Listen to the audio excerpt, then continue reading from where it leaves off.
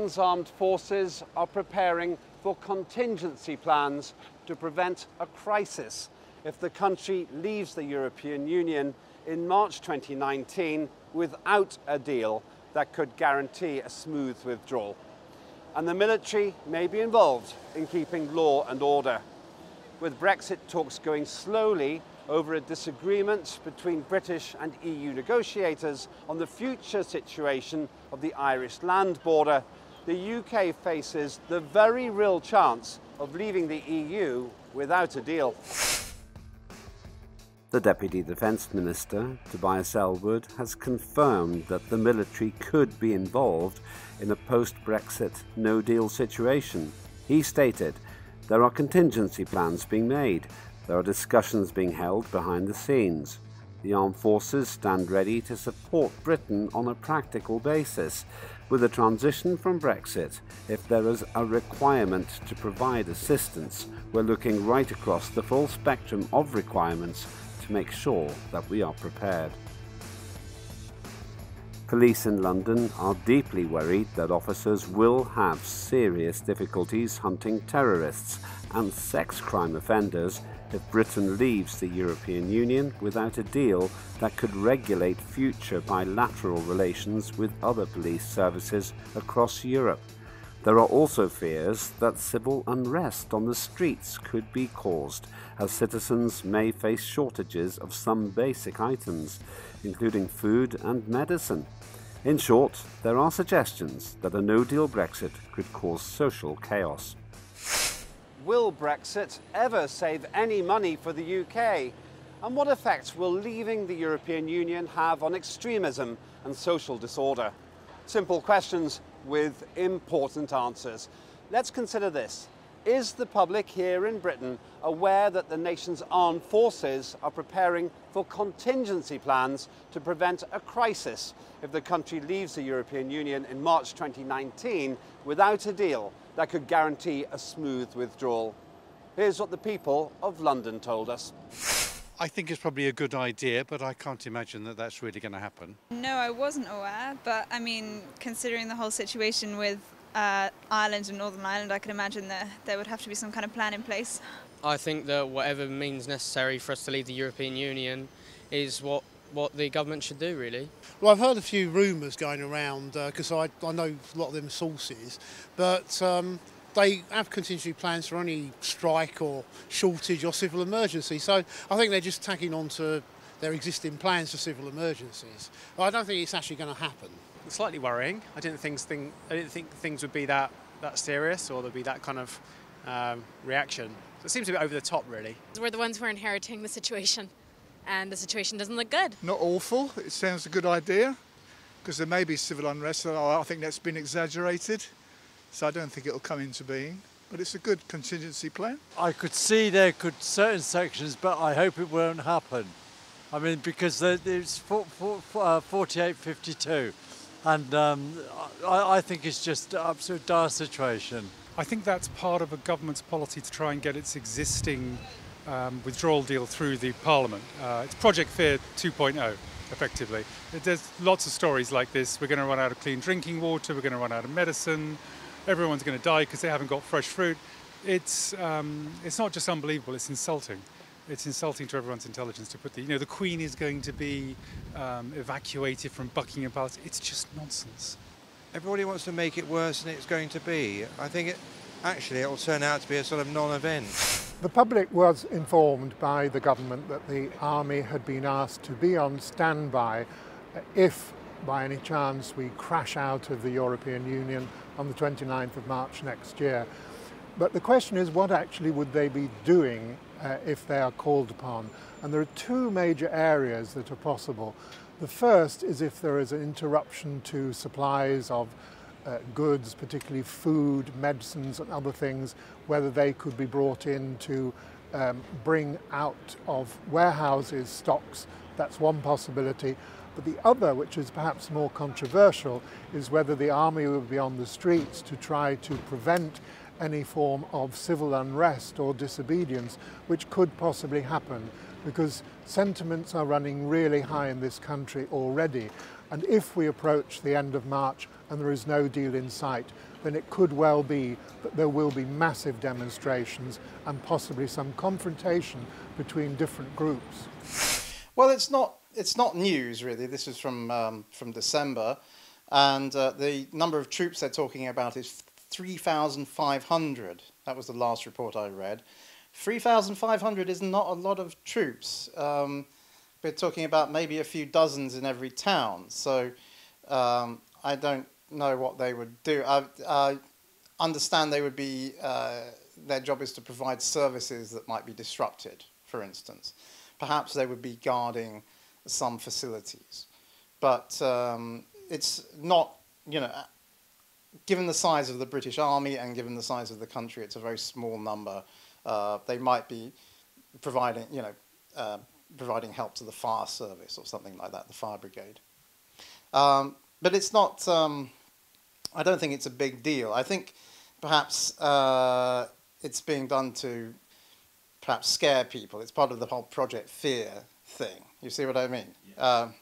Let me put that another way. It's part of Project Fear. It's, it creates an atmosphere of worry, but it's not significant. The Deputy Defence Minister admitted a no-deal Brexit could cause chaos in Britain, and many people may require the help of the armed forces to cope with emergencies in their daily lives. How does the public feel about this? To maintain services, I think I can understand that, because we get a lot of our stuff from overseas, and how we're going to get stuff cleared through the ports quickly after Brexit is the great unknown. People riot for anything nowadays. I mean, we saw recently, was it 2012, 2013? So that does worry me a little bit. I feel like some people might take advantage of the situation. No, it just shows the government and have got to do the job that they've been asked to do by the citizens of this country. My opinion is that Mrs May spent a whole web of lies, and so they're trying to cover their backs, and any story to sort of cover up and attack Labour, I think, is probably the in thing at the moment. I can't imagine that would realistically happen. There might be some kind of marches and things like that, usual protests, but I can't imagine it getting to that level. Unsafe, I'd say. I mean, I have a British passport, but I haven't lived here my whole life. I plan to from now, and it's just, it doesn't look good for the future. And this isn't what I came to England for. There'll be a lot of anger, but that's where it'll end. Get a few nutters, but not en masse. It might be an option in the police's point of view, but I wouldn't want to see it in this country. But I think it could happen, definitely. We saw the same thing in the Scottish independence referendum, how everything was going to fall to pieces, how there wouldn't be any money. How, you know, it's an attempt by the political class to frighten people into a particular point of view. And it's unhelpful, and it diminishes how we feel about politics, because people are less trusting of politicians when they make these exaggerated, wild claims. That's my view. I think this is totally over the top, because what they're doing is they're saying they're willing to do that, which says to these anarchists on the right, look, if you start mucking about, we're going to sort you out. So therefore they think twice as to whether they're going to do anything. But I think at the end of the day, the answer is nothing. Clearly, any responsible government has to put in place some sort of contingency plan, and it may well be, if we crash out of the European Union in March, that there would be a need for particularly transportation units of the army to come into action.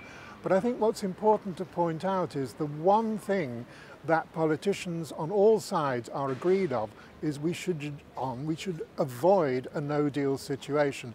Whether they're a hard Brexiteer who thinks the current deal that Mrs May is offering is no good, or Remainers who want us to stay in the European Union, they're all agreed that no deal would be a disaster.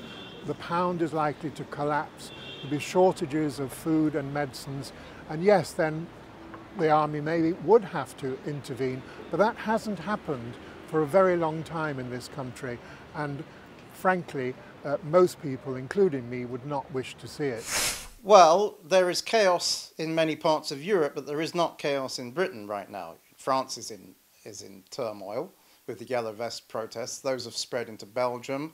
There is a taxi strike in Spain, or there was, which mimicked the Yellow Vest movement.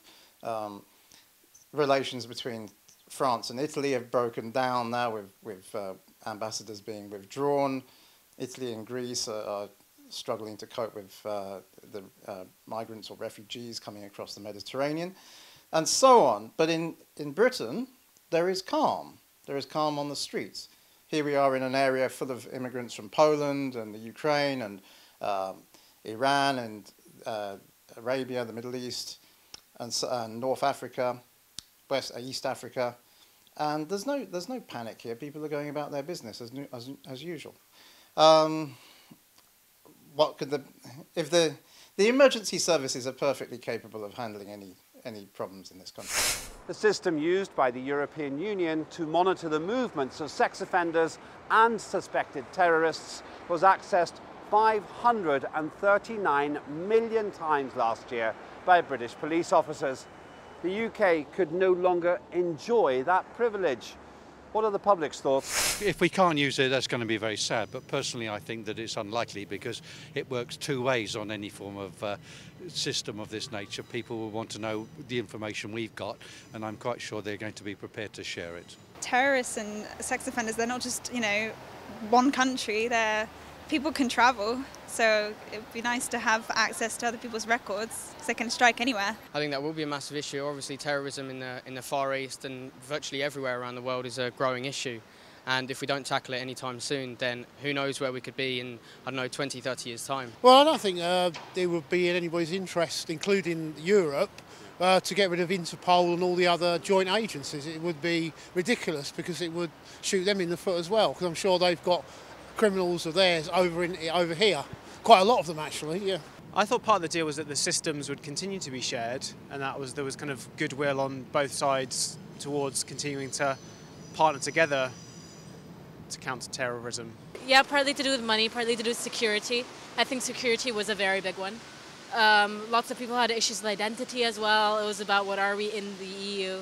I think genuinely what it really came down to, though, was a lack of understanding of what would happen through Brexit. Absolutely not. It's all about control, being independent. Absolutely frightening. That is one of the issues I think is very, very important, and I think Yvette Cooper has brought this to everybody's attention, and so because she's in charge of the Home Select Committee, and she seems to be one of the only people that seems to know what's going on or can see what is going to happen if we do come out. If it did happen, it wouldn't. But again, my instinct is that it's not going to happen. I don't think I'd be very disappointed if there was a no-deal Brexit. I don't think there will be a no-deal Brexit. But if there were a no-deal Brexit, I don't think these calamities, I don't think, frogs will fall from the sky, the river won't turn red, people won't have, there won't be a plague of boils. I think that's exaggeration by the political class and by the Tories to get their plan through by Theresa May. We have to think about it looking from the EU side as well. They're equally concerned about this security problem, and the impression is given that on the 29th of March it's going to be a completely new world. There'll be no liaison between any of them. I think the answer to your question really is yes, it's a worrying thing there for security, but I don't think it'll happen because don't forget it works both ways. They will be just as concerned as we might be, so then they won't do anything about it. One of the biggest advantages of the EU, of which most British people are totally unaware, is the security cooperation that exists at various levels between the EU 28. And that includes, for example, monitoring sex offenders and in particular important monitoring potential terrorist suspects. And particularly through the use of instruments such as the European arrest warrant, it's already been proved several times that when one country identifies people who are a threat or indeed who have carried out some terrorist action and then move to another European Union country, they can be brought back. And it would be appalling if Britain did not maintain that sort of security cooperation. There have been talks with Brussels, part of the withdrawal agreement does mention security, but that's still a bit of an outstanding item because Britain is such an important part of the European security network, it would be disastrous for it to drop out. Well, it remains to be seen whether they would actually carry out that threat and remove our access to that system, or whether there would be some kind of negotiation about that. If not, then the police would rely on their own methods. The British police are not, they have their own intelligence about terrorist suspects. MI5 and MI6 keep data. People have been allowed to go and fight in Libya and Syria from here with the knowledge of the intelligence services before. That's true. That shouldn't have happened. But the intelligence services knew who those people were.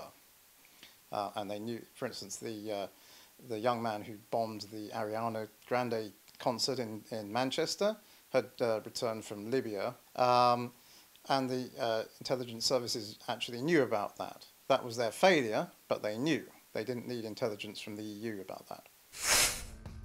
Various costs of Brexit have now been estimated. The so-called divorce bill is already set at £39 billion by the UK government. But European Union officials set the cost at £53 billion. On top of this, it has been claimed this will go up by £10 billion for every year Brexit is delayed. At least for the short term, leaving the European Union is not a low-cost alternative to staying in it. Internal police documents indicate that Brexit is causing expenditure on a new unit costing around £2.5 million and other costs of around £250,000. Is Brexit really about saving money? Here's what the public thought. I think there are pros and cons on being part of the European Union, and also some disadvantages, and I think that we'll just have to work these out when things happen. I don't know, because I don't know what to believe anymore. After all the lying and advertisement, honestly, I don't know what to believe. In the long term, if we become self-sufficient, I suppose our economy could potentially grow without the necessity of the European Union, so therefore we may end up being a much better country than we were before, but who knows? There's quite a few payments we paid the EU that we're going to get back. But I think it's still going to cost us money. But I think in the long run we will actually save money. We'll give it 2 or 3 years perhaps, and we'll start clawing back the money and the saving. Again, it's really confusing. Whoever you listen to one side of the argument, it's convincing, and then you listen to the other side of the argument, and it's convincing. For me, I haven't seen the ins and outs of the finances, so again, I can't comment. I think it would affect it very heavily, because that's a golden opportunity for people with bad intent. I don't think the EU are so stupid as to undermine their security, and I think they'll cooperate, and we certainly will. So I don't think that's a problem. I think it was about austerity. I think people up in the north, they suffered enough, and that they thought the immigration, which I don't think is people say is part of the cause, but I think the immigrants into this country have brought a lot to it. And I think it's the people that have gone through such bad austerity, and that they could see no future, absolutely no future. And I think they're hoping that by getting out of the EU, they also they become richer, but they're not. They're going to become a lot poorer. I think we all are. I don't know. I think there's an element of that. I think there was an element of immigration, and I think there was an element of control. I think those are the three things. I think people feeling left behind in lots of places outside lovely high streets in London, they felt that they had lost control and they wanted their life back, and that was what they were voting for. Whether that was right or wrong, I think that's what they were voting for. The people who run the EU, European Parliament, there's an enormous amount of corruption that goes on, and I think we felt that part of this corruption, we were losing our identity, and we were like putting money into a never-ending pot and bailing out other people. But there are lots of factors. We've all got our own factors. Personally, I voted to come in the first place with Heath, and I think I was just quite happy to continue on, because to me it's better the devil you do know than the devil you don't, because they talk about having all these trade deals with all these countries. What has become extremely clear over the last couple of years as the Brexit has become more obvious is that it is going to be very expensive. The argument of the people who are arguing for Brexit but it would save us money that, for example, £350 million a week going to the EU, which is anyway an incorrect figure, would go to the NHS instead. That's nonsense. It's already costing us hundreds of millions of pounds a week, and we haven't even left yet. So some on the hard Brexit side say, well, it doesn't matter, we'll be independent, okay, it'll be painful, it'll cost us a lot, but eventually things will be better. But a growing number of people are very unhappy with these high costs, social costs as well as financial costs, which is why there's a growing movement for a vote again to see whether really we do want to leave. Well, I don't think it was ever about saving money.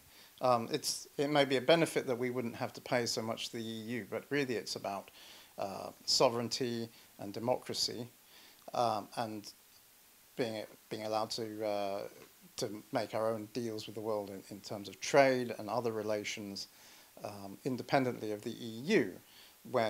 So it's essentially quite an outward-looking move by Britain. Most of our trade is with countries outside the EU, the great majority of it. As for 2.5 million, the annual police budget in this country is 12.5 billion. So 2.5 million is something like 0.02% of the total police budget. I don't think it's not a significant amount of money. I don't think it's any cause for scandal. Brexit is being linked with a rise in the far right, together with other concerns relating to poverty and civil disorder offences. What are the public's views on this? I think that's really very sad indeed. I think we've been such a tolerant country for so long, and we welcome people that have come from conflict situations, and I think we should endeavour to continue to do so. I think it's really sad. I don't like to think about that so much, but obviously a lot of people voted for Brexit because of the amount of immigrants in the country. I think that's absolutely appalling. Racism shouldn't exist, but it does. Yeah, I've seen it on Facebook, and there's definitely an increase in racism, especially from Brexit people. I mean, people I actually know at work and that have actually been more racist, and so it's very noticeable actually. I find that shocking and upsetting, and I'm not sure how that's actually connected to racism and anti-Muslim. So yeah, I think that's really bad. Add up to anything good. It's just going to go into worse and worse political turmoil. I'm an ERG man. I'm not far right. I'm not a maniac, but I'm on the right wing, and they're my friends. They could become stronger, but I hope they don't. If the democratic vote wasn't acted on, so in other words, if we didn't leave in some form, and again, if we have to leave, I'd prefer a customs union leaving. But if that doesn't happen and we stay in, I think that could give rise that could give the far right an in this country that it's never had before. Well, no, they're the only people who are going to create, but they create anyway. The slightest thing they'd create is a big excuse for them to come out with their banners and, you know, their swastikas on their heads and all this sort of stuff. You know, so I think it's going to be a non-event personally. Right across the European Union, we've seen the phenomenon of the rise of far right. In some countries, such as Hungary and Poland, for example, this has reached really quite disturbing levels. Britain has been fortunate so far in that the far right is really a tiny minority. There is genuine concern amongst politicians and amongst the security services that if Brexit goes horribly wrong and there is civil unrest, the far right will then capitalise on this. And certainly there are many people, especially out of the metropolitan cities like London or Manchester, who feel marginalised, feel excluded, and the far right could tap into that, particularly if people are losing jobs or are much worse off financially. So it is a concern, and clearly the government has to bear that in mind and have contingency plans in place. Well, again, we don't see any unrest on the streets at the moment. Not like in France and other countries on the continent. So I don't know where this is coming from. Well, I know where it's coming from. It's coming from the police, the chief counter-terrorism official in the police, Neil Basu, who said something about a febrile atmosphere following a Brexit or a no-deal Brexit, would possibly lead to a kind of drift into far-right terrorism, I think were his exact words. This is more scaremongering. What is the basis for this? I mean, can he identify groups that would carry out, that are preparing terrorist acts? Which groups is he talking about? You know, we have, okay, there is something of a resurgence in the far right in the form of the Football Lads Alliance, but that takes the form of an organisation which hides its true colours. It's not outwardly a fascist organisation. Now we know there are real concerns about the possibility of chaos in the streets of Britain if access to basic necessities like food and medicine are compromised by a no-deal Brexit. We also know the government is so worried about it that they are preparing to use the army to keep order if the social stability of the country begins to break down. So the National Crime Agency and National Police Chiefs Council have drawn up contingency plans for a no-deal Brexit. The Home Office has approved the funding for London Police's safety net unit, and the police warn they will lose access to important crime prevention resources. With no sign of a settled deal between Brussels and Britain, the cost of leaving could end up being measured in a great deal more than money alone.